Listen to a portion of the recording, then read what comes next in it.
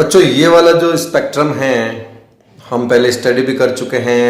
Wavelength, wave number, frequency और ये जो पूरा आपने डायग्राम भी बनाया है, डिफरेंट डिफरेंट जो रीजन्स हैं, gamma rays, X rays, ultraviolet, this is visible region और उसको जूम किया है तो VIBGYOR, violet to red and then infrared, microwave, FM, AM. ये जो स्पेक्ट्रम होता है जिसमें एक कलर दूसरे कलर में मर्ज हो रहा है, this type of spectrum is known as continuous spectrum. Continuous spectrum. लेकिन हमको प्लांक ने पहले ही कह दिया कि एनर्जी का एब्जॉर्प्शन और इमिशन क्या होगा, कंटिन्यूअस नहीं होकर कैसे होगा बच्चों, स्मॉल पैकेट्स में होगा एंड कॉल्ड फोटोन और क्वांटा। तो इसका मतलब कंटिन्यूअस स्पेक्ट्रम हमारा एटॉमिक स्ट्रक्चर में काम का नहीं है। तो एटॉमिक स्ट्रक्चर या एटम से जो स्पेक्ट्रम हम ले रहे हैं स्क्रीन पर, they are known as line spectrum. Line, उसमें इस तरह से बीच में लाइंस आएगी, लाइंस इस तरह से लाइंस। तो अब हम इन लाइंस की क्या बात है, फिर लाइन के अंदर और जाके देखते हैं तो और लाइंस मिलती है, वो सारा हम कुछ पढ़ने वाले हैं। That is known as line spectrum. देखो बच्चों, दो तरह के स्पेक्ट्रम होते हैं, absorption spectrum and emission spectrum, अवशोषण स्पेक्ट्रा और उत्सर्जन स्पेक्ट्रा। तो इमिशन स्पेक्ट्रा कब आता है? जब कोई स्पीसीज एनर्जी एब्जॉर्ब करेगी, एक्साइटेड मोड में आएगी, और एक्साइटेड मोड में कोई भी स्पीसीज अनस्टेबल होती है तो वापस स्टेबल होने के लिए क्या करेगी, वो एनर्जी रिलीज करेगी। वो जो एनर्जी रिलीज होती है उसको जब हम स्पेक्ट्रम पे लेते हैं प्रिज्म में से पास आउट कराने के बाद में, that is known as emission spectrum. तो मैं एक यहां पर आपका लाइन स्पेक्ट्रम ऑफ हाइड्रोजन के बारे में बता रहा हूं। मैं सिंपल सेटअप बता रहा हूं कि एक चैम्बर में केवल हाइड्रोजन गैस है at very low pressure, right, और उसमें हम हाई वोल्टेज का इलेक्ट्रिक करंट अगर इसमें पास करें तो हाइड्रोजन के मॉलिक्यूल्स हैं वो डिसोसिएट हो जाएंगे। यानी हाइड्रोजन के बीच का जो बॉन्ड है, H का जो बीच का जो बॉन्ड है जिसके कारण ये H2 फॉर्म में है, मॉलिक्यूल फॉर्म में, ये बॉन्ड टूट जाएगा। क्यों टूटेगा? ये एक्साइटेड मोड में आ जाएंगे हाइड्रोजन के एटम्स। क्या है बच्चों? ये energetically excited hydrogen atoms due to electric discharge in this chamber.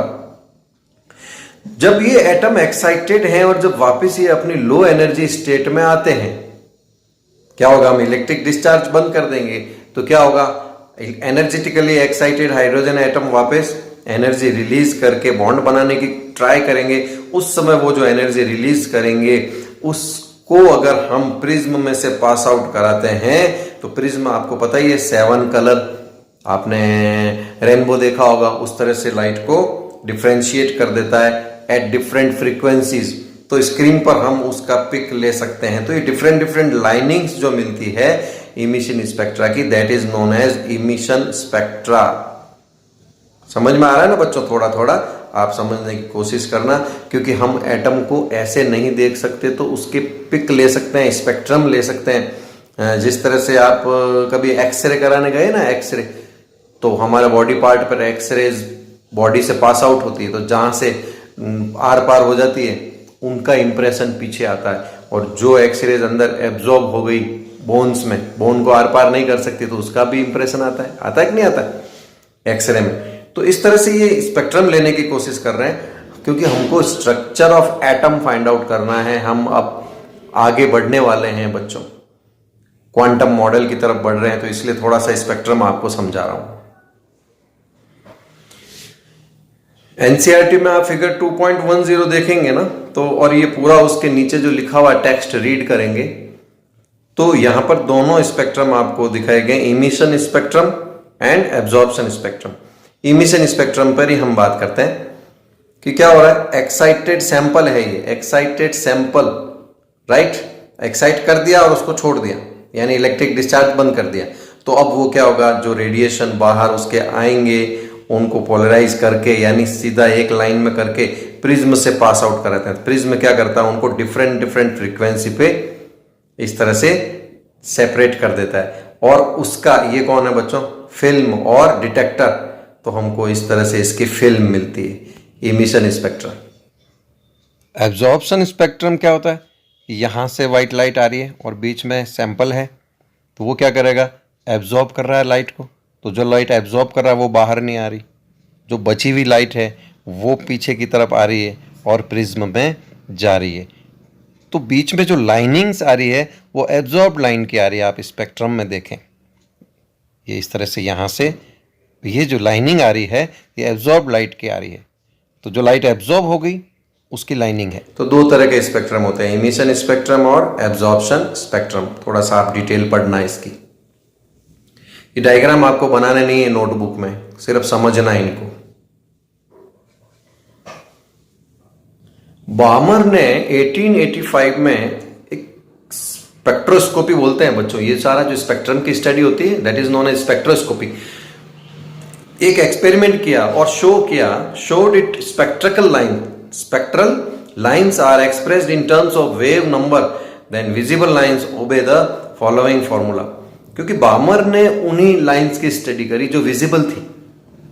और आपको पता है कि हमने क्या क्या पढ़ा हुआ है, हमने फ्रीक्वेंसी पढ़ी हुई है, हमने वेव लेंथ पढ़ा हुआ है, हमने वेव नंबर भी पढ़ा हुआ है। What is relation between wave number and wave length, right ना। तो wave number is equal to 1 upon lambda.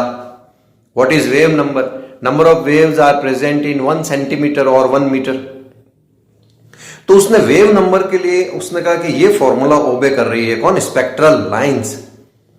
मैं देखो बामर ने अपना एक्सपेरिमेंट अलग किया है, एकदम डिफरेंट बिल्कुल, और हम उसको बोर एटॉमिक मॉडल और प्लांक इक्वेशन और एनर्जी के फॉर्मूले से हम भी उसी वैल्यू पर पहुंचेंगे अभी, जब इस बात की वैलिडिटी हुई कि स्पेक्ट्रल लाइंस आर करेक्ट। ये तो बामर ने निकाला है। Nu bar is equal to 109677 1 upon 2 square minus 1 upon n square. यानी किसी भी हायर एनर्जी लेवल से अगर इलेक्ट्रॉन सेकंड शेल में जंप करेंगे तो ये वैल्यू आएगी। यानी थर्ड से सेकंड में आए तो 1 upon 2 square minus 1 upon 3 square. तो सॉल्व नहीं करना अभी हमको। This constant is important. 109677 centimetre inverse, 109677 centimetre inverse, this is known as Rydberg constant and this n is equal और ग्रेटर देन 3, क्योंकि कहीं से भी जंप करना है बट सेकंड में करना है। तो ये जो है आपका कौन हो जाएगा, ये तो फाइनल हो जाएगा जहां पर जंप कर रहा है। और ये कौन हो जाएगा, इनिशियल, यानी कहीं से आ रहा है, थर्ड से आ रहा है, फोर्थ से आ रहा है, फिफ्थ से आ रहा है, सिक्स्थ से आ रहा है, पर जंप का करना है सेकंड में। ये बामर का रिजल्ट था, विजिबल लाइंस उसने देखी थी। तो n इज ग्रेटर देन और इक्वल टू 3। ये बामर के रिजल्ट का हम कंपेयर करते हैं। हमने जो स्ट्रक्चर ऑफ एटम पढ़ा है, एनर्जी का फॉर्मूला पढ़ा है ना, उन सबको अभी हम मिक्स करके देखते हैं बच्चों। देखो बच्चों, we know that delta E equal to E final minus E initial होगा। हम कर चुके हैं किसमें, Bohr model, Niels Bohr model में, राइट। एनर्जी का फॉर्मूला क्या था, -2.18 into 10⁻⁻18 into Z square upon n square. और फाइनल है इसलिए मैं क्या लिख रहा हूं, final, then again E initial -2.18 into 10⁻⁻18 into Z square upon n initial square. Minus minus क्या हो गया, प्लस। जेड स्क्वायर को मैं 1 कर रहा हूं क्योंकि हम जो कुछ भी पढ़ रहे हैं ये किसके लिए पढ़ रहे हैं, हाइड्रोजन के लिए। हाइड्रोजन का एटॉमिक नंबर कितना होता है, 1। तो जेड स्क्वायर तो गायब हो जाएगा, तो कौन बचा, -2.18 into 10⁻⁻18 upon n final square plus 2.18 into 10⁻⁻18 n initial square. Common ले ले बच्चों, तो हम पॉजिटिव 2.18 इंटू 10⁻⁻18 को कॉमन लिया, तो क्या बचा बच्चों, 1 upon n initial square minus 1 upon n final square. ये हमने डेल्टा ए के लिए फॉर्मूला पहले भी स्टेब्लिश किया था हमारे पिछले वीडियो में, या उससे पिछले वाले वीडियो में, जहां पे मैंने Niels Bohr atomic model explain किया था। प्लैंक्स इक्वेशन क्या बोलती है, इसके तो हमने न्यूमेरिकल भी कर लिए। Delta E equal to H nu, और न्यू इक्वल टू क्या होता है, सी अपॉन लेमडा, तो डेल्टा ई इक्वल टू क्या हो गया, एच सी अपॉन लेमडा। तो अभी हमने जो फॉर्मूला स्टेब्लिश किया, क्या, डेल्टा ई इक्वल टू 2.18 वाला, उसमें डेल्टा ई की जगह क्या लिख रहा हूं मैं, एच सी अपॉन लेमडा, क्योंकि प्लांक क्या कह रहा है, H new is the photon quanta, continue form में नहीं होगा, स्मॉल पैकेट्स में होगा, और energy of each quanta is H new, तो मैं एच न्यू की जगह एच सी अपॉन लेमडा ले रहा हूं, राइट।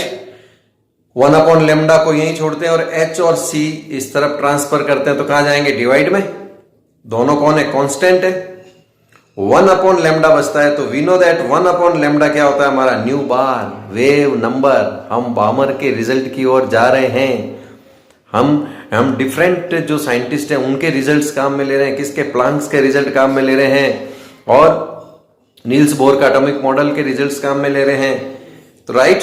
तो 1 upon lambda is equal to nu bar, और एच और सी को ओपन किया, बहुत से न्यूमेरिकल में कर चुके हैं हम। ये ऐसे कैसे चल रहा है, 1 upon initial square minus 1 upon N square, कौन सा, फाइनल। अब जब इन सब कांस्टेंट को आप सॉल्व करेंगे, जूल से जूल कट, सेकंड से सेकंड इनवर्स कट, नीचे कौन बच रहा है, मीटर, तो ऊपर आएगा तो क्या हो जाएगा, मीटर इनवर्स। वेव नंबर की यूनिट क्या होती है, मीटर इनवर्स।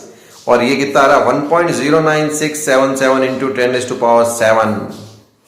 रिडबर्ग कांस्टेंट जैसा आ रहा है, पर रिडबर्ग ने किस में दिया था, सेंटीमीटर इनवर्स में दिया था, और हमारा केस में आ रहा है मीटर इनवर्स में आ रहा है। तो अभी मैं इसके भी आपको मैथमेटिकली बता दूंगा कैसे उस कांस्टेंट तक पहुंचेंगे। तो ये मैं सब कुछ जो आपको बता रहा हूं, ये आपको रटने की या कुछ कैलकुलेशन करने की जरूरत नहीं, कुछ समझाने के लिए बता रहा हूं कि बामर ने डिफरेंट एक्सपेरिमेंट किया था, और ये डिफरेंट एक्सपेरिमेंट्स और डिफरेंट साइंटिस्ट के रिजल्ट्स हैं, हमको दोनों को मैच करना है, ताकि हमको पता लगे कि जो ये स्पेक्ट्रम है, ये जो लाइन स्पेक्ट्रम है, ये करेक्ट है। तो क्या मिल रहा है बच्चों, nu bar equal to 109,677, right. Centimetre inverse किसने दिया था, ये किसने दिया था, बामर ने। 109,677, 1 upon n initial square minus 1 upon n final square equal to Rydberg constant. चलो चेक करते हैं हम एक बार। तो बच्चों न्यू बार इक्वल टू ये आ रहा है 1.09677 into 10⁻7 मीटर इनवर्स, ये तो चल रहा है बीच में। इस मीटर इनवर्स को जब सेंटीमीटर इनवर्स में कन्वर्ट करते हैं तो we get 109,677 1 upon n square minus 1 upon n final square centimetre inverse, जो की वैल्यू पहले ही किसने देखा था हमने इससे पहले वाली क्लिप में, बामर के रिजल्ट में। This is known as Rydberg constant, ठीक है। तो थोड़ा सा आपको यहाँ पे हो सकता है कि 10⁻7 है, मीटर इनवर्स है, सेंटीमीटर इनवर्स, कन्वर्जन थोड़ा सा मैं आपको यहाँ पे समझा देता हूँ, कन्वर्जन इतना हार्ड नहीं है। देखें आप 1.09677 इंटू 10⁻7 मीटर इनवर्स, मैं यहाँ पे लाता हूँ 1.09677 इंटू 10⁻7 मीटर इनवर्स को नीचे रखूंगा तो पॉजिटिव हो जाएगी पावर, राइट। चलो हमने वेरी फर्स्ट वीडियो में, फर्स्ट चैप्टर के वीडियोस में जब यूनिट कन्वर्जन बताया था, यूनिट फैक्टर कि 1 सेंटीमीटर किसके इक्वल होता है, 1 centimetre is equal to 10⁻⁻2 metre के इक्वल होता है। सेंटी को ट्रांसलेट किया मैंने सर। जब दो इक्वल को आपस में डिवाइड करते हैं तो कितना आता है, 1 आता है। तो मैं दो इक्वल को आपस में डिवाइड कर रहा हूं, देखो 1 centimetre is equal to, centi की जगह क्या लिखा, 10⁻⁻2 मीटर। अब हमारा मीटर से मीटर कैंसिल, प्लस की 7 और माइनस के 2, पावर क्या आई प्लस की 5, और सेंटीमीटर बच रहा है वो ऊपर आके क्या हो जाएगा, सेंटीमीटर इनवर्स। अब 10⁻5 का इस 1.09677 से मल्टीप्लाई करो, 1 2 3 4 5, 10⁻5 कैंसिल हो गया, तो 109,677 इंटू सेंटीमीटर इनवर्स। समझ में आ रहा है ना आपको। तो ये मैंने आपको थोड़ा सा बायो वालों के लिए बताया कि अचानक से क्या हो गया, मीटर इनवर्स, सेंटीमीटर इनवर्स, 10⁻7 कहाँ गायब हो गई, तो कहीं गायब नहीं हुई है, वो यहीं पर है। लेकिन 10⁻7 का यहाँ पर 10⁻5 हो जाएगा अगर आप साइंटिफिक नोटेशन देखें तो। 1.09677 इंटू 10⁻5 लिखें, चाहे 109,677 लिखें, तो दो एक्सपेरिमेंट का एक ही रिजल्ट आना बहुत साइंटिस्टों में बहुत उत्साह और जोश भर दिया था, और उससे स्ट्रक्चर ऑफ एटम में बहुत डेवलपमेंट हुआ। तो थोड़ा हाइड्रोजन स्पेक्ट्रम की बात करते हैं। कुछ आपको और कंफ्यूजन हो सकता है, मैं उनको दूर कर रहा हूं। This is the formula of new bar wave number 1.09677 into 10⁻7, power 7 आ रही है। इट मीन्स किस में चल रहा है बच्चों, ये मीटर इनवर्स में, और 7 की जगह पावर 5 कर दो तो किस में आ जाएगा, सेंटीमीटर इनवर्स में। बहुत सिंपल है, राइट ना। अब एनर्जी या तो रिलीज होगी या एब्जॉर्ब होगी, और एनर्जी जब एब्जॉर्ब होगी तो कौन सा मिलेगा हमको? Absorption spectrum. तो उसमें एनर्जी इज एब्जॉर्ब, तो मैंने क्या कहा था? एब्जॉर्प्शन मतलब पॉजिटिव साइन आए तभी एब्जॉर्प्शन हो रहा है, और नेगेटिव साइन आए तब इमिशन हो रहा है। तो कब आएगा पॉजिटिव, कब आएगा नेगेटिव? आप थोड़ा सा मैथमेटिकली हेल्प करना मेरी, मैं भी आपकी हेल्प करता हूं। एब्जॉर्ब कब होगी एनर्जी? मैंने क्या बताया? जब electron jumps from lower energy level to higher energy level. For example I take n equal to 1 to n equal to 5 jump कर रहा है, तो इनिशियल कौन हो गया? लोअर, और फाइनल कौन हो गया? हायर। फॉर्मूले में जाओ, पॉजिटिव मिलता है कि नेगेटिव मिलता है मेरे को बताना। तो क्या हो रहा बच्चों? जब ये अपना हायर है, वो फाइनल है, तो n final is greater than n initial. चलो मैं वैल्यू ही ले लेता हूं। इनिशियल कितना हो रहा है? 1, तो 1 अपॉन 1 का स्क्वायर कितना आ गया? 1 माइनस 1 अपॉन 5 का स्क्वायर 1 अपॉन 25। तो 1 upon 25 is very small then that of 1, तो this is greater value, mathematically this is smaller. तो पॉजिटिव रिजल्ट आएगा यहां पर, क्योंकि पॉजिटिव क्या है? ग्रेटर आ रहा है, नेगेटिव क्या आ रहा है? स्मॉलर आ रहा है, तो पॉजिटिव ही आना चाहिए। ठीक है बच्चों, लेकिन प्रॉब्लम किस में आती है? इमिशन स्पेक्ट्रम में आती है, बिकॉज हमको वेव नंबर नेगेटिव साइन में नहीं चाहिए। वेव नंबर है ना, तो वो साइन नेगेटिव नहीं आ सकता। एनर्जी के टर्म्स पे पॉजिटिव नेगेटिव समझ में आता है, तो मैं थोड़ा सा यहाँ पे हम इंप्रूव कर लेंगे इसको, फॉर्मूले को, कोई दिक्कत नहीं है। लेकिन मैं पहले नेचुरली जो आ रहा है वो बता रहा हूं आपको। अब अगर इलेक्ट्रॉन हायर टू लोअर में जंप कर रहा है, इस बार मैं ले रहा हूं 5th शेल से कहां जा रहा है? 2nd शेल में। मतलब इनिशियल कौन हो गया? 5, यहां पे कौन आएगा? 5। फाइनल कौन हो गया? 2nd में जंप कर रहा है, तो कौन हो जाएगा बच्चों? यहां पे 2, तो कितना आ गया? 1 अपॉन 25 माइनस 1 अपॉन 4 हो गया। तो 1 upon 25 smaller and 1 upon 4 is greater, और नेगेटिव वैल्यू ग्रेटर है, तो पूरे की वैल्यू क्या हो जाएगी? नेगेटिव वैल्यू ग्रेटर होगी, तो इसका रिजल्ट क्या आएगा? नेगेटिव आएगा। तो क्या होगा? वेव नंबर भी नेगेटिव आ जाएगा। तो जब हायर टू लोअर जंप करे तो n initial is greater than n final होगा ना। हायर टू लोअर आ रहा है, इसका मतलब इनिशियल कौन होगा? हायर, एंड फाइनल कौन होगा? लोअर। बट हमको वेव नंबर इस चक्कर में क्या हो रहा है? Mathematically it is true, but इस चक्कर में हमको वेव नंबर क्या मिल रहा है? नेगेटिव मिल रहा है, और नंबर नेगेटिव हो नहीं सकता वेव नंबर। आपके पास कितने पेन है? या तो आप कहोगे 1, 2, 4, या कहोगे 0, ये तो नहीं कहोगे ना मेरे पास -5 पेन है ना। तो वेव नंबर है, तो वेव नंबर को पॉजिटिव करने के लिए हम जो कन्वेंशनल साइन आ रहा है एनर्जी का जो साइन आ रहा है नेगेटिव, उसको हटा देंगे अभी नेक्स्ट पेज में। तो to get positive value of wave number for emission spectra, तो वेव नंबर सारा सब कुछ वही है, बट इनिशियल की जगह फाइनल कर दिया, फाइनल की जगह इनिशियल कर दिया। तो अपना आप वेव नंबर किस में आएगा? पॉजिटिव में। Yes, I can show 5th to 2nd में जंप कर रहा है, एनर्जी रिलीज कर रहा है। इनिशियल फाइनल, इनिशियल कितना है बच्चों? 5, फाइनल कितना है? 2, तो वैल्यू रखते हैं 1 अपॉन 2 का square minus 1 upon 5 square 1 upon 4 minus 1 upon 25, कितना आ गया? 21 अपॉन 100, पॉजिटिव आया 0.21। राइट बच्चों, तो इस तरह से वेव नंबर को पॉजिटिव करने के लिए ये वाला फॉर्मूला काम आता है। तो आप कंफ्यूज नहीं हो कि हम तो रिजल्ट में निकाल रहे हैं फाइनली इनिशियल माइनस फाइनल, लेकिन सब जगह फाइनल माइनस इनिशियल लिखा हुआ है, तो वो वेव नंबर को पॉजिटिव करने के लिए है। और हाइड्रोजन स्पेक्ट्रम पे बात करें, ये बच्चों मैं आपको हाइड्रोजन स्पेक्ट्रम में जो डिफरेंट लाइंस मिली ना, उसके बारे में आपको डिटेल से बता रहा हूं। और जिन्होंने डिस्कवर किया उन्हीं के नाम से उन लाइंस का नेम रख दिया गया। Lyman series, बामर series, Paschen series, right, Brackett series, fund series या पी फंड सीरीज। ठीक है, तो मैं उसी के बारे में आपको एक्सप्लेन कर रहा हूं। एक बार देख लीजिए। This is first energy level, second energy level, third, fourth, fifth, ठीक है, और ऊपर तक जा सकते हैं हम। मैंने 6th लेवल तक बनाया है, ये देखो 6th, और 7th भी मैंने थोड़ा सा शो किया है, 7th लेवल दिख रहा है ना आपको। तो मैं आपको ये बताना चाह रहा हूं कि लाइमन सीरीज किसको कहेंगे? लाइमन सीरीज किसको कहेंगे? किसी भी हायर शेल से, एनर्जी लेवल से जब इलेक्ट्रॉन फर्स्ट शेल में यानी ग्राउंड स्टेट में आ जाए इलेक्ट्रॉन वापस। फर्स्ट शेल क्या कहलाता है? First energy level is known as ground level, and n equal to 2 is known as first excited level, है ना। तो किस हायर लेवल से जब ग्राउंड लेवल में आ जाए, n इक्वल टू 1 में आ जाए, तो जो एनर्जी रिलीज होती है वो उसका स्पेक्ट्रल जो लाइंस आ रही है उनको क्या बोलते हैं, लाइमन सीरीज। तो क्या बनाएंगे, n फाइनल इक्वल टू 1, यानी जंप कहां कर रहा है, 1 में। कहां से कर रहा है, सेकेंड, थर्ड, फोर्थ, फिफ्थ, कहीं से भी आ सकता है। और कौन से रीजन में आती है ये स्पेक्ट्रम के, अल्ट्रा वायलेट रीजन में आती कि नहीं आती है, हायर फ्रीक्वेंसी वाली में, क्योंकि हायर से बहुत लोअर में आ रही है तो बहुत ज्यादा एनर्जी रिलीज करेगी। ज्यादा एनर्जी रिलीज करेगी तो क्या होगा, ज्यादा एनर्जी रिलीज होगी तो क्या होगा, हायर फ्रीक्वेंसी आएगी, राइट। हायर फ्रीक्वेंसी मतलब लो वेवलेंथ वाले कौन है, अल्ट्रा वायलेट।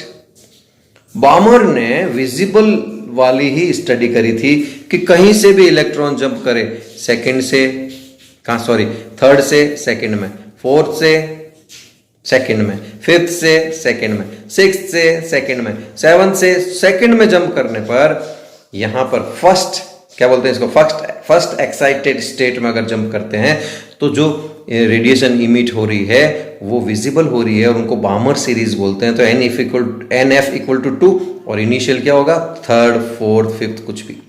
उसी तरह से पाशन में कहीं से भी जंप करो, कहां पर, थर्ड में, तो NF equal to 3 and initial equal to 4, 5, 6। ये इंफ्रारेड में आती है। इसके बाद में सारी इंफ्रारेड में है बच्चों। ब्रैकेट का भी आप देख लीजिए कहां पे जंप हो रहा है, फोर्थ में जंप हो रहा है किसी भी हायर एनर्जी लेवल से। तो अब क्या हो रहा है, ज्यादा डीपली तो जा नहीं रहे हैं, ऊपर ऊपर ही जंप हो रहा है तो एनर्जी भी कम रिलीज हो रही है, तो फ्रीक्वेंसी भी कम हो रही है, तो ज्यादा वेवलेंथ वाले आ रहे हैं, ये इंफ्रारेड वगैरह सारा इंफ्रारेड है ये। तो ये इस तरह से आप डायग्राम बना लेना अपने नोटबुक में, मैं डिस्क्रिप्शन में डाल दूंगा इसको, एक टेबल के थ्रू हम इसको स्टडी करते हैं। तो सीरीज के नेम देख लीजिए बच्चों, लाइमन, बामर, पाशन, ब्रैकेट, फंड या पी फंड। कहां पे, NF मतलब कहां जंप कर रहे हैं और इनिशियल मतलब कहां से आ रहे हैं। फर्स्ट में जंप कर रहे हैं, कहां से आ रहे हैं, second, third, fourth, fifth, sixth, कहीं से भी अगर फर्स्ट में जंप करे, कौन से रीजन में आ रही है, अल्ट्रा वायलेट। विजिबल वाला कौन है, बामर। कहां जंप कर रहे हैं, सेकंड में। कहां से आ रहे हैं, कहीं से भी आ सकते हैं, हायर से, सेकंड के ऊपर से कहीं से भी आ सकते हैं, third, fourth, fifth, six, seventh, eighth. Paschen में थर्ड में जंप हो रहा है, ब्रैकेट में फोर्थ में, पी फंड में फिफ्थ में। कहां से, जहां जंप कर रहे हैं उनके हायर से कहीं से भी जंप करें, लेकिन आना इन्हीं में है। तो ये डिफरेंट स्पेक्ट्रल लाइंस हमको मिलती है, ये आपको लर्न करना है, इसके क्वेश्चन आ सकते हैं। तो बच्चों हम और आगे बढ़ेंगे और बहुत जल्दी हम बात करने वाले हैं dual nature of electron, Heisenberg uncertainty principle भी हम पढ़ने वाले हैं और डी ब्रोगली इक्वेशन भी हम पढ़ने वाले हैं, बहुत इंटरेस्टिंग होने वाला है। क्वांटम नंबर्स आने वाले हैं बच्चों, इलेक्ट्रॉनिक कॉन्फ़िगरेशन आने वाला है। अब ये चैप्टर और इंटरेस्टिंग होता रहेगा, बस बने रहिएगा और कंटिन्यू देखते रहिएगा और नोट्स जैसे मैं बनवा रहा हूँ बनाते रहिएगा। मैंने पहले भी बात कही थी, कुछ चीज़ें समझ में आएगी, कुछ चीज़ें चैप्टर कंप्लीट होने के बाद समझ में आएगी, कुछ चीज़ें और आगे बढ़ने के बाद समझ में आएगी। तो सब चीज़ों को एक साथ समझने की कोशिश नहीं करें। Thank you very much, have a nice day.